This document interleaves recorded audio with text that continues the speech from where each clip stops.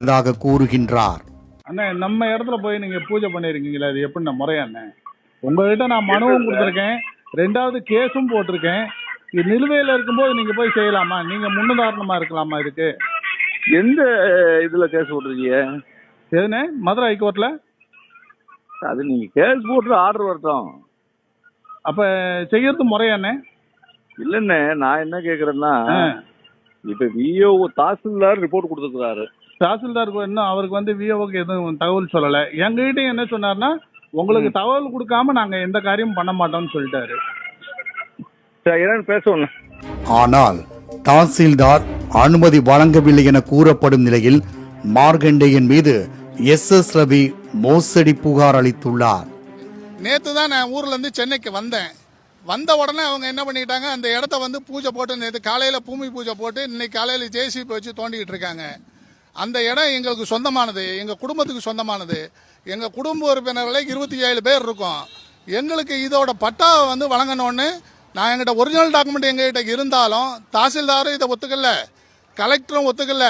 எம்எல்ஏவோட தனிப்பட்ட துஷ்பிரயோகம் இந்த இதை வந்து அவர் செய்திருக்காரு. இன்னொரு காரணம் என்னன்னு கேட்டிங்கன்னா, நான் இந்த திமுகவில் இருந்தேன்னா அடுத்த 26 எலெக்ஷனுக்கு சீட்டு கேட்பணும் என்னவோன்னு ஆதிக்கமே இல்லாமல் தன்னுடைய சுய ஆதிக்கத்தை நிலைநாட்டணுன்றக்க எம்எல்ஏ மார்கண்டேயன் செய்த ஒரு சூழ்ச்சி தான் இந்த பேட்டி இன்னைக்கு நான் கொடுத்துக்கிட்டு இருக்கிறது. மாவட்ட ஆட்சியருக்கு கொடுத்துருக்கேன், டிஎஸ்பிக்கு கொடுத்துருக்கேன், எஸ்பிக்கு கொடுத்துருக்கேன், லோக்கல் போலீஸ் ஸ்டேஷன். மக்கள் அனைவருக்கும் வணக்கம்.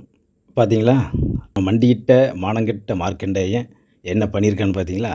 நிலத்திருடன். இன்னும் நிறைய வழக்குகள் வரும். ஏன்னா திமுகவில் இருக்கிறவனை யோக்கியனாக இருப்பான், திருட்டு பைய தான் இருப்பான், திருடி குடும்பம் நடத்துகிறவன் தான் இருப்பான். அவன் என்ன காமராஜர் மறுபிறவியா?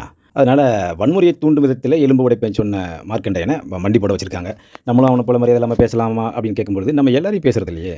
நம்மளை ஒருத்தர் வாடா, நம்ம அண்ணனை, நம்மளுடைய தலைவரை போடான்னா நம்ம போடான்னு சொல்லி அதுக்கு மேலே சில வார்த்தைகள் சொல்ல வேண்டியிருக்கும். அதனால் எதிரி என்ன ஆயுதம் எடுக்கிறானோ அதை பொறுத்து தான் நம்மளும் அதை கையாள முடியும். இந்த சட்டத்துறை வல்லுநர்கள், லீகல் விங்கு அப்படியே வந்து ரொம்ப பலமான திமுக விங்குன்னாங்க. எல்லாருக்கிட்டேயும் சட்டம் படித்தவங்க, வழக்குரைஞர்கள் எல்லோரும் இருப்பாங்க. அதை தாண்டி எல்லாத்துக்குள்ளே வந்து ஜட்ஜு வந்து பெயில் கொடுத்துட மாட்டாங்க. அது அந்த அறிவுகட்ட ஊர்காசில் திருடி திமுக கிட்ட வாங்கி திங்கிற அந்த வக்கீல், வக்கீல் ஒரு கூட்டம் இருக்கு இல்லையா, அதுகளுக்கு இப்போ இந்த வீடியோவில் பார்த்த வக்கீல்லாம் வந்து காம்பவுண்ட் வக்கீல், அந்த கடைசியாக கொத்தூஸ் இருக்கலாம், அதுகளுக்கு என்னத்தையும் ஆஜராகிட்டு பெயில் வாங்குறதுக்கும் போலீஸ் ஸ்டேஷனில் அலைகிறதுக்கும் தான் அந்த டீம் இருக்கும். அதனால் பெயில் வாங்கி கொடுத்துட வேண்டியதானே. கேவலம் ஒரு சட்டமன்ற உறுப்பினர் வந்து ஜெயிலில் அடைச்சாச்சு. அதுக்கு அந்த ஆள் வந்து நான் ரொம்ப ஹாப்பியாக இருக்கேங்க. அது என்ன மூஞ்சில் வந்து மலத்தை அரிதரமாக பூசி விட்ருக்காங்க, அதுவே என்னென்னு தெரியாமல் நான் ஹாப்பியாக இருக்கேங்க. அங்கிட்டு கனிமொழி என்னடானா அதுக்கு மேலே வன்மையாக கண்டிக்கிறோன்னு அதுக்கும் ஒரு நண்பர் வீடியோ போட்டுட்டார். நான் வேணால் உங்கள் கையால் உடப்பேன்னு சொல்கிறேன், இது நல்ல கருத்தாக இருக்கிறது, நான் அப்படியே ஏற்றுக்கிறேன்னு சொல்லுவீங்களான்னா அவரும் கரெக்டாக தான் கேட்டார். அதை நம்ம பல காணொலியில் அதான் கேட்குறோம். நீங்கள் கேட்டதை அப்படியே நாங்களும் கேட்டால் சரியா அப்படின்னு. அதுக்கெல்லாம் பதில் இருக்காது. உருட்டுவானுங்க, இல்லை அப்படியே ட்ராக் மாதிரி போவானுங்க. நீங்கள் திருடுனீங்களாம் கேட்டிங்கன்னா அது ஏன் அதிமுக கேட்க மாட்டேங்கிறீங்க அப்படிமானுங்க. இந்த மாதிரி தான் என்னுடைய வாதம் இருக்கும். காலை வச்சா கனிமொழிய கைய காலை உடைச்சு எலும்பு உடைப்பேன்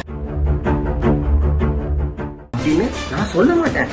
ஒருவேளை நான் சொன்னா கனிமொழி நீங்க என்ன கருத்தியல் ரீதியா பேசுறேன்னு கை தட்டுவீங்களா, இல்ல போலீஸ்ட கம்ப்ளைண்ட் பண்ணுவீங்களா? இதுக்கு நீங்க பதில் சொல்லிட்டா அதுக்கப்புறம் உங்களோட விமர்சனத்தை நான் ஏத்துக்கிறேன். காலை வச்சா கனிமொழிய கை அவன் அதே மாதிரி இந்த திருட்டு காசில் வளர்த்துருக்கான் பாரு ஒரு மகன். அவன் மகன் சம்மந்தமே இல்லாமல் முதல்வர் பையனை இழுத்து உங்கள் பையன் உங்கள்கிட்ட இல்லை, யாராச்சும் அவங்க வந்து பிள்ளைங்க வந்து கேட்டாங்களா, எங்கள் குடும்பம் எங்கள் அப்பா எங்களை விட்டுட்டாரு, அது பண்ணிட்டாரு. சார் உங்கள் பையன் தான் சார் உங்களோட இல்லை, என் அப்பா எனக்காகவும் இந்த விழாத்துக்குள்ள மக்களுக்காகவும் ரொம்ப காலமாக உழைச்சிட்டு இருக்காரு, அவர் எங்களோட இருக்கணும்னு நினைக்கிறோம்.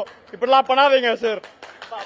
டே, உங்கள் அப்பா பேசின பேச்சுக்கு தாண்டா உள்ளே போட்டிருக்காங்க, வன்முறை தூண்டுற மாதிரி. இது கோர்ட்டில் வந்து 15 நாள் நீதிமன்ற காவல் வைக்க சொல்லியிருக்கிறாங்க. அதுவும் தெரியாமல் அங்கே போய் முதல்வர்கிட்ட போய் பேசிகிட்டு இருக்க. இங்கிலீஷில் பேசினா போதாது, எந்த மொழி பேசினாலும் நாலேஜோடு பேசணும் தம்பி. அடுத்தவங்க குடும்பத்தில் இருக்கிறவங்களுக்கு கருணாநிதி குடும்பத்தை பாரு. போய் இன்னொரு பெண்மணியோட புருஷனை யார் கவர் பண்ணி வச்சுருந்தா அதுக்கு பிறந்தது அம்மைய மாதிரியே எப்படி இன்னொரு பெண்மணியோட புருஷன்கிட்ட நூல் விட்டா. இந்த கதெல்லாம் எல்லோரும் பார்த்தாங்களா இல்லையா?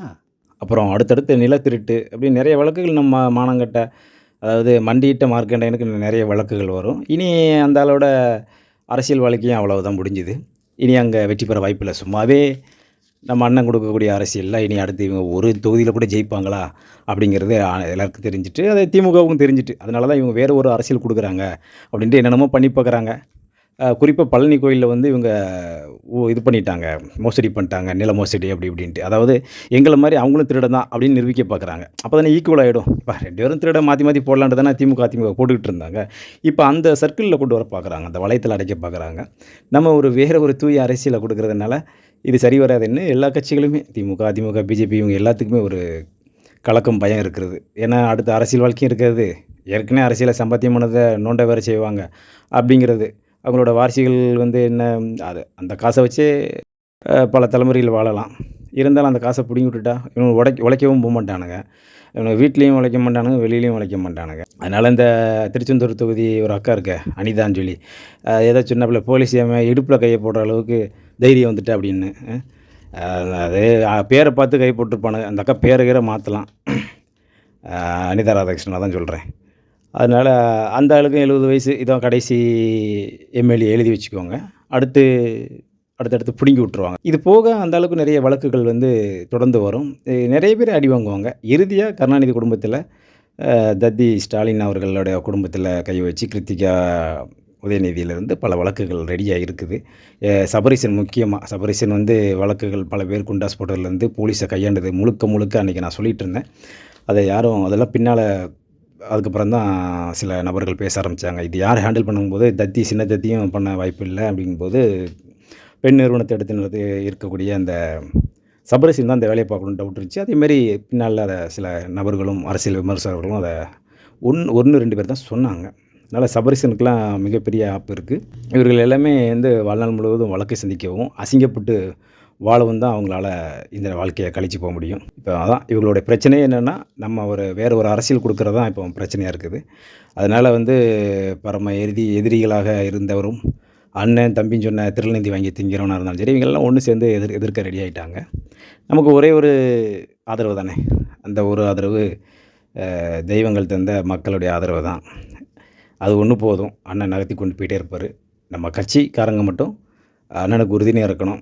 இந்த வாழ்க்கை வந்து பிறர் தூற்றக்கூடிய, நம்ம குடும்பம் அசிங்கப்பட்டு வாழக்கூடிய, லஞ்சம் ஊழல் பண்ணி அவமானத்தில் சிக்கி வாழக்கூடிய வாழ்க்கை இருக்கக்கூடாது. அவங்களுக்கு அது காரி துப்புனாலும் தொடச்சிட்டு போயிடுவானுங்க. அந்தளவுக்கு அவனுக்கு மானம் கட்டவனுங்க தான்.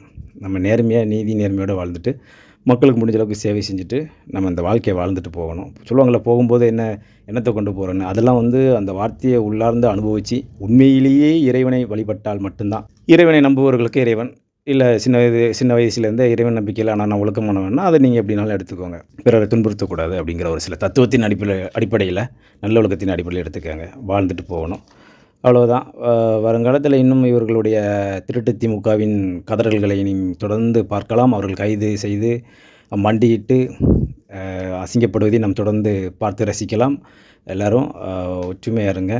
இன்னும் நமக்கு பணிகள் நிறைய இருக்குது. நம்மளுடைய படைகள் முன்னேறி போய்கொண்டே இருக்கும். நன்றி, வணக்கம்.